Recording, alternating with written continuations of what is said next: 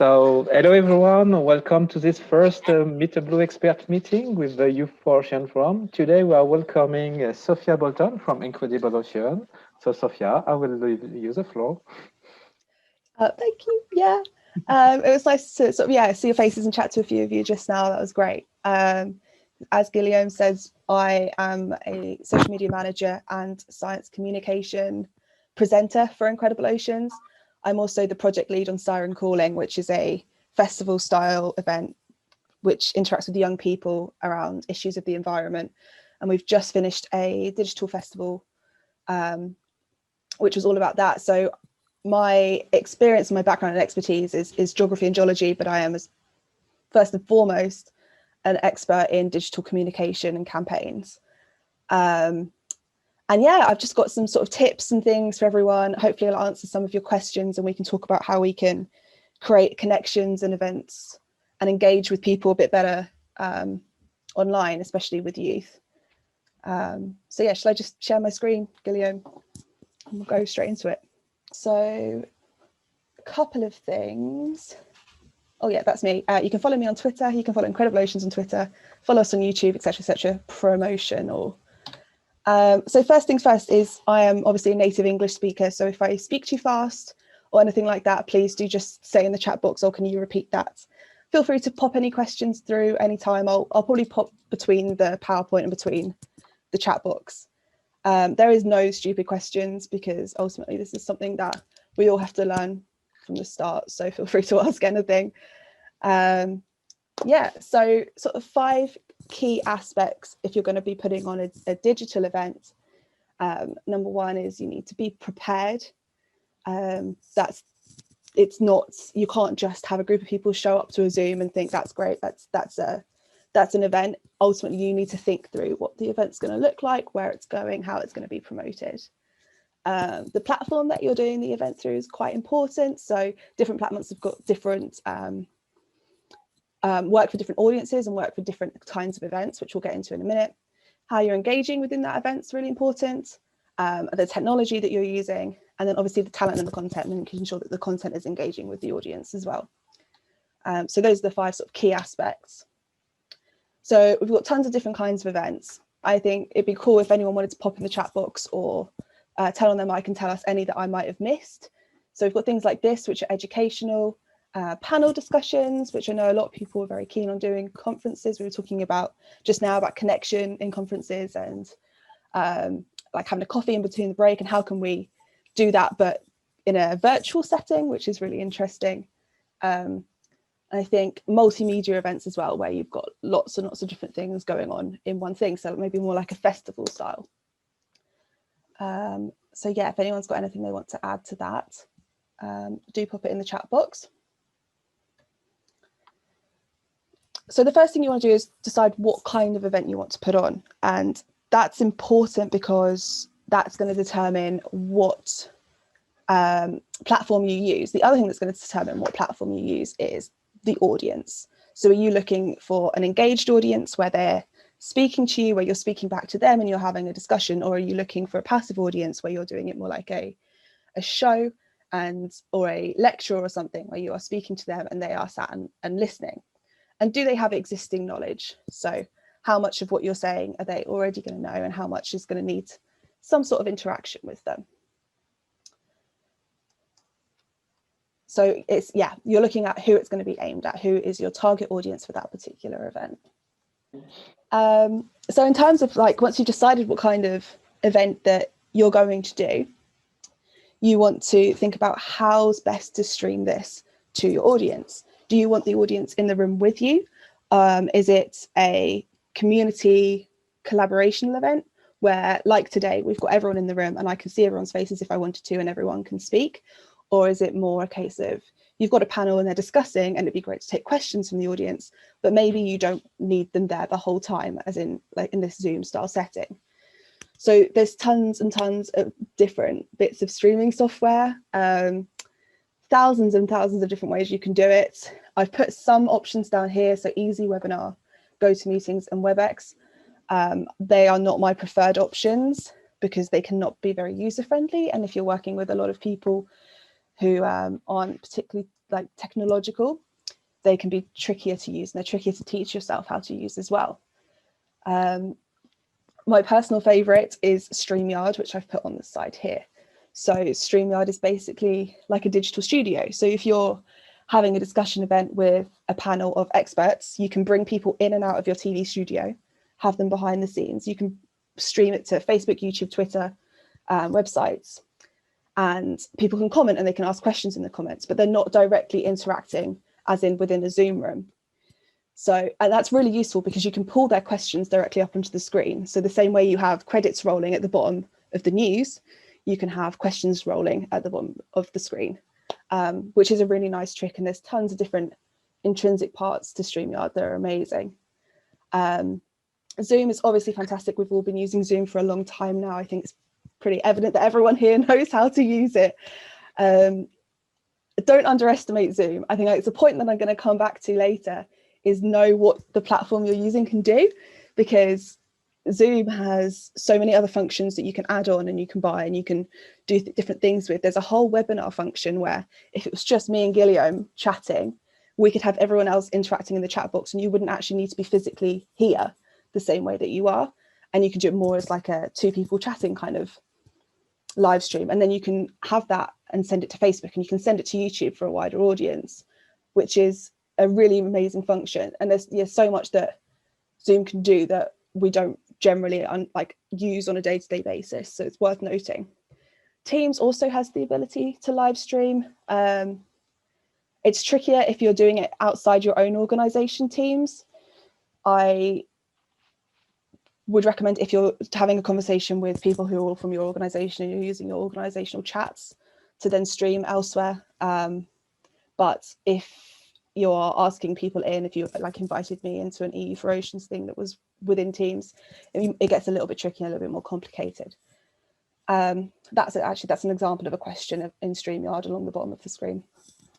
Should have mentioned that at the time. Anyway, so the other things that you need to think about when you're deciding your streaming software is this event ticketed, or is it free for everyone? And this is important because even if you ticket an event and the event is free, people are bought in to that event.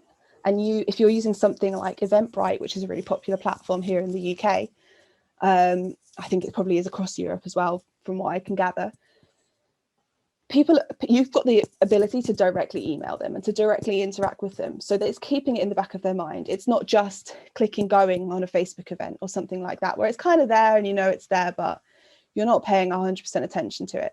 With Eventbrite, it's a little bit more direct, and they actually have to buy in to then be a part of your meeting, whether that's to be part of a Zoom or to access like a secret YouTube link where you're streaming directly to YouTube. We have a question from the chat from Edgar. He asked, what do you think about Twitch? Is it just usable right now, or do you have to create before a community, or do you have to have a community before using this tool? Yeah, it's a great question. Really great question, Edgar. Thank you. I think if you've got a community on other social media platforms, you can then send them to Twitch to watch your live stream. Building a community on Twitch is incredibly difficult to do if you're not popular on another social media platform. Like a lot of Twitch streamers will be originally be YouTubers or something like that, or they'll be cutting and editing bits of their stream to then put onto YouTube. So my gut instinct is that if you want to do something to do with ocean literacy, you're better off doing it to YouTube and making sure that you're optimizing your YouTube channel as much as possible, that you're getting new people and you're building a community of new people that are searching and finding you, instead of just to say pulling your Instagram following and sending them over to Twitch. Because especially with things like this, if you're not playing Call of Duty or Halo, people are probably not going to go to Twitch to look for this kind of content. That would probably be my answer to that. But yeah, fantastic question. Hope that helps. Okay. You're welcome. Okay. Why can I not? There we go.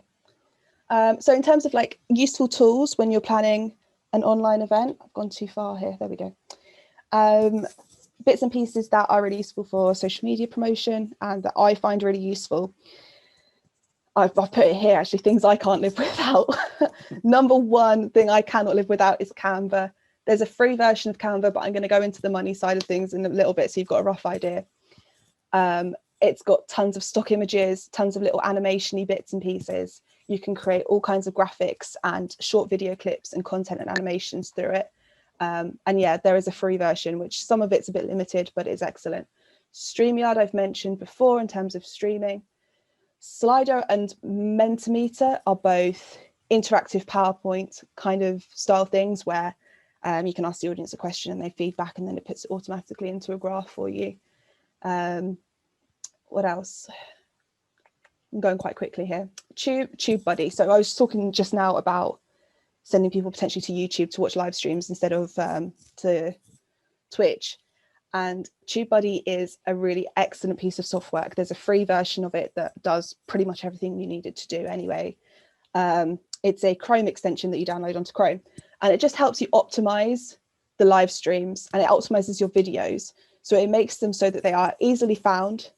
It gives you recommendations of titles that people are searching for. It will tell you what to put in your description in order for people to click on it. It increases the chance of A, people seeing your content, and B, people then clicking on it, following through, and then retaining that audience throughout the whole live stream or throughout the entire event. So I'd really recommend that.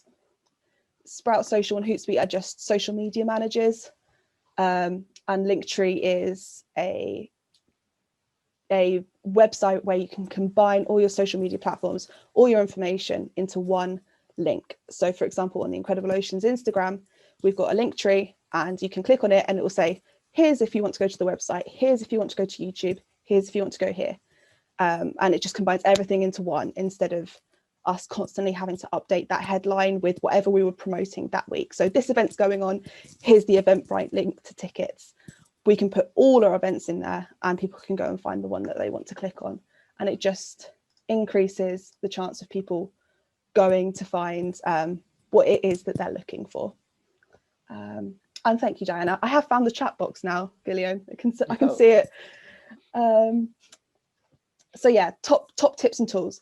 Some of them have costs associated with them. Most of them have at least a free version. I've put some of the figures here. I'm sorry, it's in euros or in pounds because I'm British. Yes, Hannah, Kahoot. I think I've put Kahoot somewhere in this, or maybe I left it out in the end. I'll elaborate on what Hannah's just said. Kahoot is, in terms of engaging your audience during an event, you can give them a code of numbers and it takes them into what is effectively an online quiz. And on their digital device, their phone, their laptop, whatever, they can answer questions and it will give them the right answers or help you take a survey of what people are thinking in that room. And it's excellent in a similar way to when I was talking about Slido and Mentimeter. They're more of a PowerPoint style. And yeah, Kahoot is a little bit more quiz-like, but really, really, thank you, Hannah, for that. That was fantastic. So yeah, potential costs, most of them have a free version. The free version of Linktree, I would recommend. Canva is fine for the free version. TubeBuddy is fine for the free version. So once you've sort of decided what event you're going to do, what it's going to look like, what platform you're going to put it on, we want to talk about how it's going to be promoted. So I mentioned Sprout Social and Hootsuite as social media managers, and TubeBuddy in terms of optimizing, and Linktree. You want to look at, if you have a budget to do advertisement, always use it. Use every single penny, especially if you're very active on Facebook and Instagram. It's very easy to boost your reach on Facebook and Instagram just by adding a few pounds onto a post, just by boosting an event. I'd always recommend creating an actual ad over actually boosting something. Boosting tends to have less of a reach, but that is possible too. Create content relevant to the platform you're using. So Facebook, I'm going to speak for the UK. I'm not going to speak for Europe, but Facebook in the UK is very much used by my parents. You know, it's people who are in their 50s, maybe 60s. So create content that is aimed at those people if you're doing an event that is aimed at everyone, make sure your Facebook content is aimed at potentially that age group. Whereas Instagram would be slightly younger and maybe more 20s and 30s. You create content that market your event differently, depending on what platform you're using, is what I'm trying to say. And then collaboration. I think we've got an EU4Ocean Twitter chat where people share their tweets into it and go, can you guys give me an RT? Because we all have a retweet. We all have similar but not quite overlapping followings. And as great as that is, the more we can boost each other, the better. So reaching out into networks and getting people to support your event and to promote your event, and then doing the same for them when they've got things that they need to be shared as well. It's always a give and take. So yeah, where have we got to? We've planned it. We've decided how to use the platforms and which platforms we're using, what the audience is, where it's going to be live streamed to, let's say, and we've promoted it. So the next thing is you're in the event, you're in the room. How are we going to engage with our audience? I'm interrupting you. We still have a question on the chat from Edgar about the Facebook publicity boost. Apparently, he occurs the fact that Facebook refuses publicity. Do you already experimented this? There is. So we've had this issue before, especially with talking about climate change. Climate change is considered a political topic of conversation, and Facebook puts restrictions on publicity and advertisements that counts as political.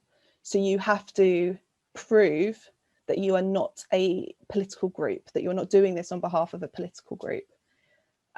So there often can be a series of, they have to check you are who you say you are. So for example, I had to send a photo of my passport to Facebook in order for them to verify that it's me as an individual who's paying for this post to be boosted and that it's not this political party of the United Kingdom.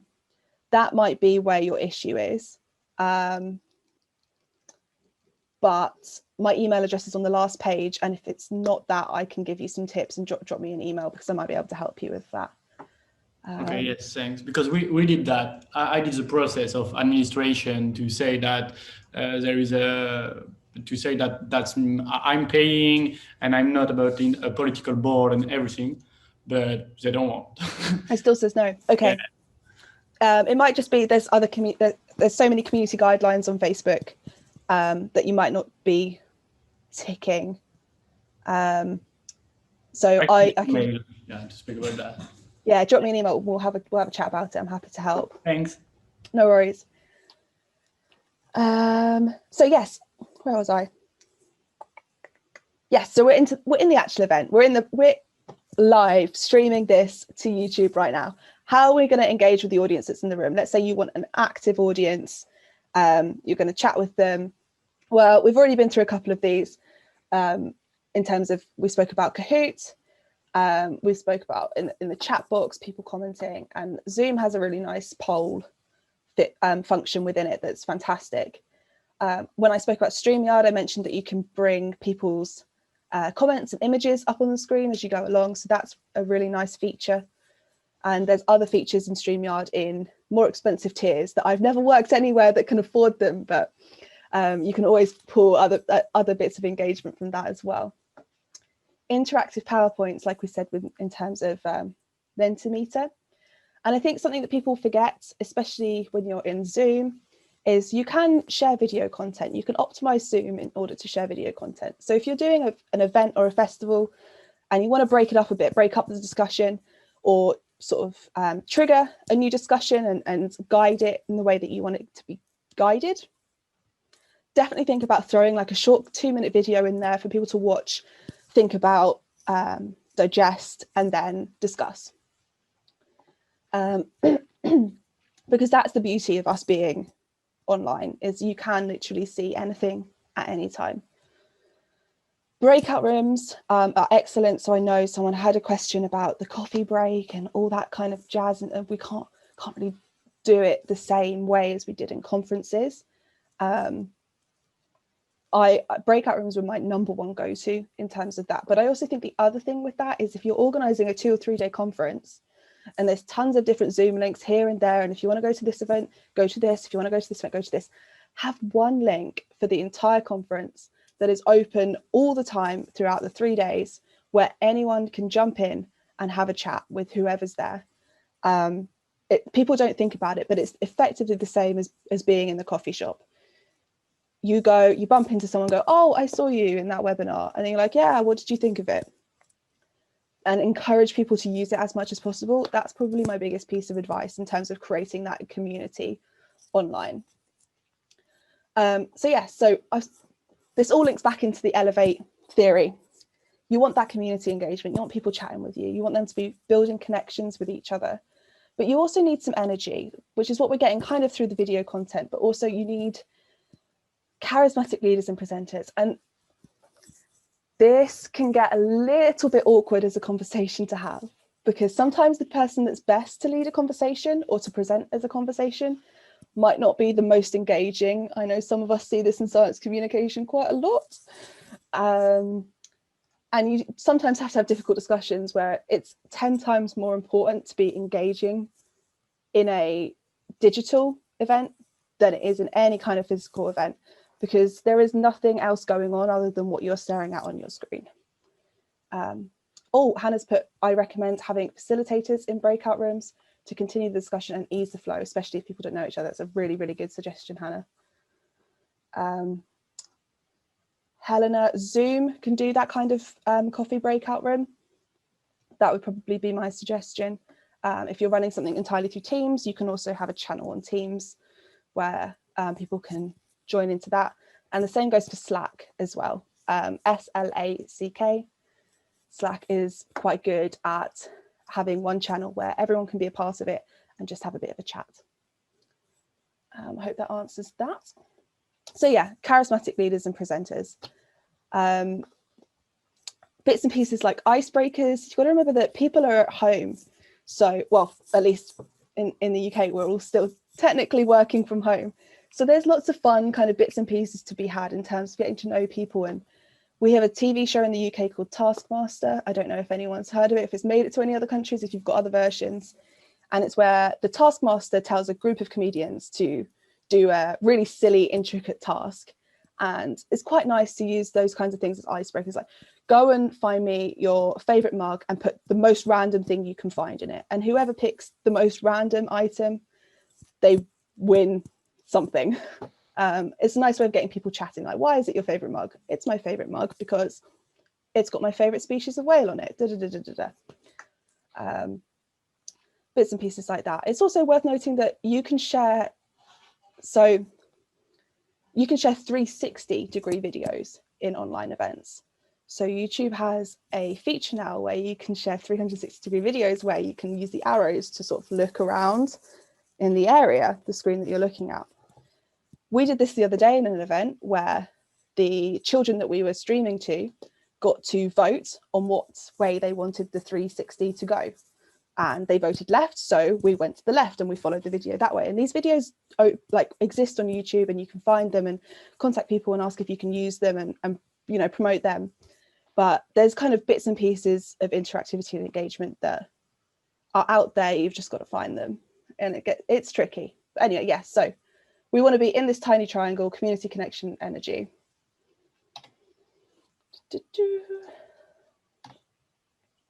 Cool. So I think one of the questions that someone submitted before was, what are the do's and don'ts? What issues have you found?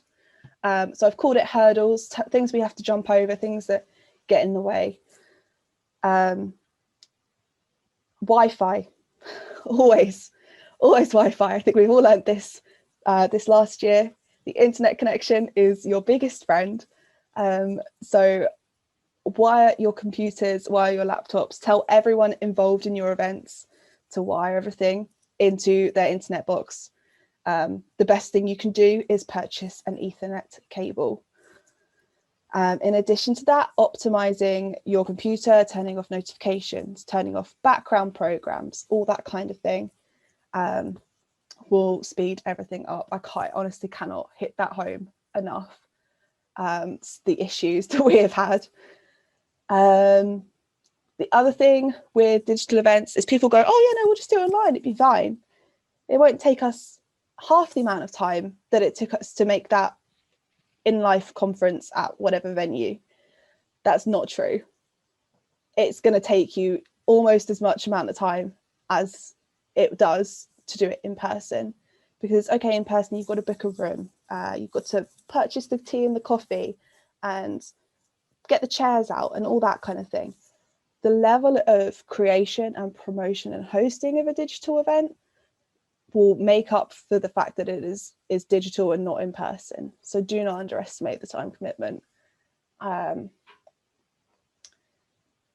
It's very easy in a digital event to go off on a tangent and to get off topic, especially when it's a presenter alone in their, well, this is my mum's office, talking to themselves without much sort of potentially interaction there. It's very easy to go off on a tangent and not to stay focused. So I definitely recommend doing basic scripting for digital events, being like, at this point, we're going to talk about this kind of plastic pollution and how it affects the species. And then we're going to develop that into how it affects the wider ocean.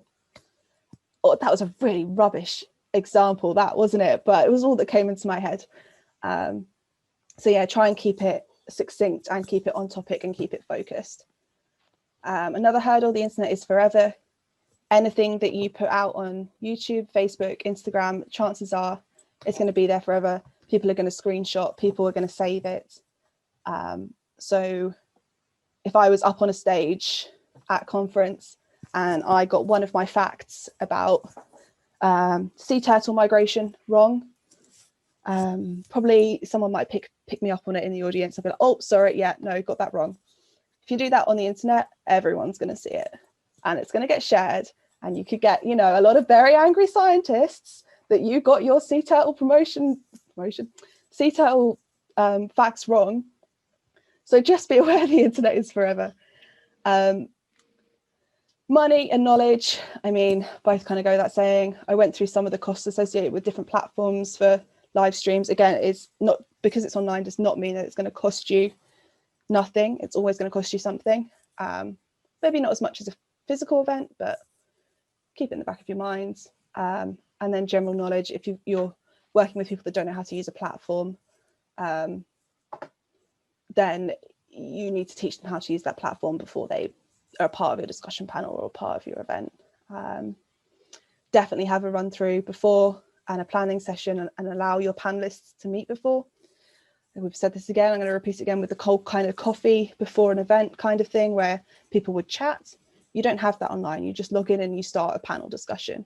So really think about getting people to join 10 minutes before to get to know each other, in the same way that if I was having a coffee before going on a stage at a conference, I'd be chatting to my other panelists that are involved.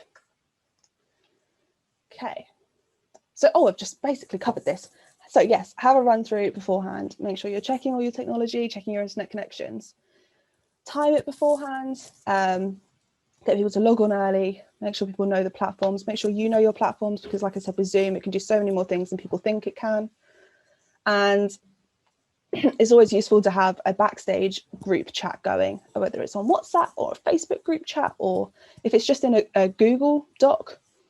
So if something goes wrong, you're all in contact and you can go, I'm so sorry, my cat walks in front of the camera, so I had to turn the camera off, or I'm so sorry, internet's being a bit patchy here, I'm trying to sort it. And then everyone knows what's going on, because you can direct message behind the scenes on Zoom and that kind of thing, not necessarily with all of the platforms, but if everyone's looking in one place for like cues and things like that, it can be really useful.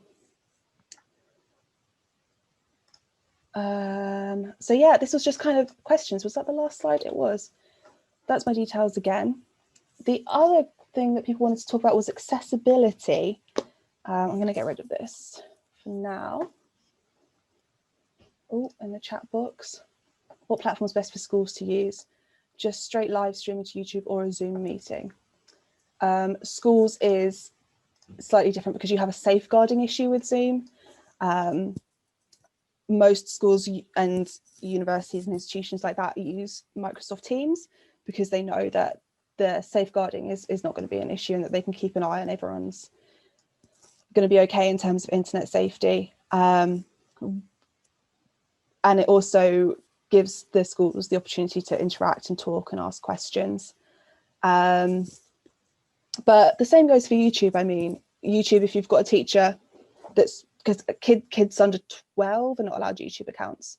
So if you've got a teacher that has the YouTube and has it up on the screen and is, you know, typing questions in for them into your live stream, then that works just as well. So if you're using, say, StreamYard to then stream to YouTube. But yeah, in terms of safeguarding, Microsoft Teams is definitely the best platform. Did anyone else have any other questions? I know it wasn't probably as ocean literacy based as you guys thought it was going to be. And I've gone through a lot of that very, very quickly. We had some previous question. Someone asked if you have a preferred number of guests, of people participating to an event. But I think it depends of what kind of event do you want to organize. Yeah, absolutely. I mean, I've hosted panel discussions on Zoom with 9 or 10 people, and it's too many. Not everyone gets a chance to speak if it's an hour. So look at the length of the event and look at what type of event it is. But yeah, I'd say in terms of panel discussions, probably 6 or 7 is a maximum. But really with Zoom, depending on what version of Zoom you've got, in terms of people watching or as a part of it, or if you're streaming to Facebook or YouTube or whatever, the sky is the limit. You know, you still continue to gain views on the live stream after it's been live, by continuing to promote it or cutting it up into shorter videos to put on different social media platforms and things like that. So yeah, think big. So I don't know if anyone still have a question. Don't hesitate. This is the occasion. Okay, so you have, of course, some thanks in the chat. Oh, there is a question from Ivana. How many people behind the scenes do you require to really make an event a success? On chairman, host? Yeah. So minimum, you know, you're going to have, say, a host, one person monitoring the chat box, and one person behind the scenes running it. So I would say minimum 3. The bigger, more complex events I've done, we've had, you know, people monitoring different social media platforms at the same time, and keeping an eye on different places. And, you know, you have a producer or someone behind the scenes that's steering the conversation when the host potentially can't. So it comes back to the whole group chat thing. We've had 6 or 7 of us in a group chat and someone's gone, oh, that person's not spoken so much, make sure you go back to them, or pick up on that point a little bit further, or this or that. But really 3. If you're on StreamYard, one person can run. I've done streams on StreamYard where I've presented and done the sort of navigating it behind the scenes, which is quite stressful. So yeah, probably 3 would be my recommendation.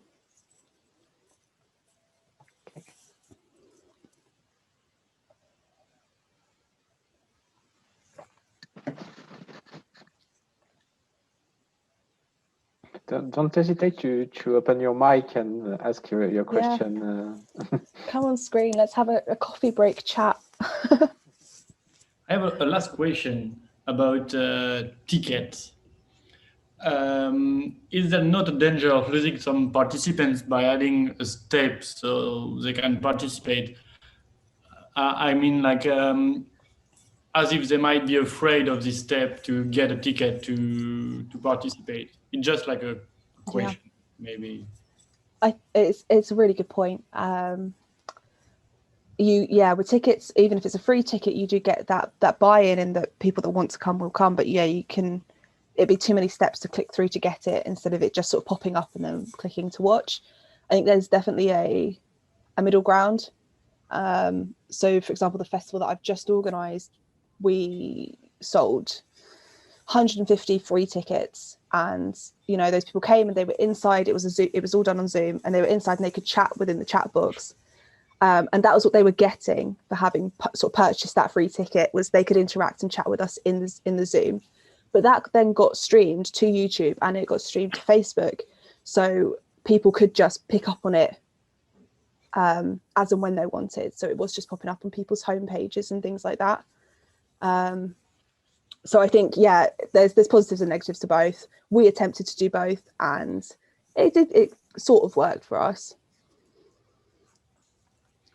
Okay, thanks. Was that helpful? Yeah, definitely. I have a question too. Do you have tips to combine, to have like hybrid event and then combine like maybe scientific topics with art and music, for example? Like, what are the best ways to introduce music just like right after a science talk, which is very different and online? Yeah. There's a lot to unpack there, Helena. In terms of hybrid events, there's a lot of different ways you can do it, ways that I don't even understand in terms of live streaming an in-life event. So that would probably have to be a whole other session. In terms of music and using it as a digital / hybrid format to connect with people, I think it's great that you brought it up, because I always think it's something that we spend so much time trying to reach those hard to reach audiences, people that don't necessarily interact with ocean literacy or ocean conservation on any level, and music is definitely one way to bring those people into the mix. In terms of sort of feeding it into your event, the way that I have done it in the past, so I'm going to use this as a suggestion that doesn't make it gospel, is ending an event with the music, because firstly, that musician is going to draw people to the event because they know they're playing. So you're pulling them in to then have to sit through your event to watch their favourite musician. And in addition, what's really nice is if you're right at the end of an event and people have been, chatting away in the comments or in the chat box, to then have a musician come on and everyone sort of, relaxes and processes and goes, oh, isn't that song lovely? Isn't this lovely? And it builds on a community that has first and foremost connected professionally, but is now connecting emotionally and through a shared hobby or something like that. So it's a little bit of a relaxing to end the evening or end the day. Does that sort of answer your question? Yeah, but like the gap between more formal discussion or conferences and to mix with a emotional kind of content, such as music or art, or Yeah, absolutely. And using creativity in order to communicate is something that Incredible Oceans is quite good at doing, and we're really passionate about. So I think just being as creative as you can with it is always the best recommendation. And just humor on the whole, if you're going about that, it's hard sometimes to know the limit, because online it can be so boring. So sometimes you want to make it interactive, to make it fun, and then you don't really know if you can make jokes online or if the audience will really appreciate or not, and you never really know the reaction because it's online. It's difficult to sense people. I think the thing is with this is we're not professional comedians or stand-up comedians. If you're going to watch a comedy gig online and all that kind of thing, then the content of your jokes and the quality of your jokes is quite important. In this kind of setting, it doesn't matter so much. People are just going to appreciate the fact that you tried. And if you're in a group, it's full of ichthyologists, and you make a joke about, I'm going to hope that that's the study of sharks and you make a joke about sharks, they're going to find it funny anyway, because sharks are their whole life, and it doesn't really matter if it's a terrible joke. So. Okay. Thank you. Oh, you're very welcome. So if you don't have any questions, Sophia, do you have any final words to say? Oh, that's a big question. Enjoy it. I think the beauty of doing digital events is you can invite anyone and you can do anything with it anywhere. So I definitely think big, because you can do, very easily international events where we wouldn't have been able to do them before. So think big would be my biggest advice, and plan everything. So I would like to really thank you, Sophia, for being there today to give us some really great tips. I would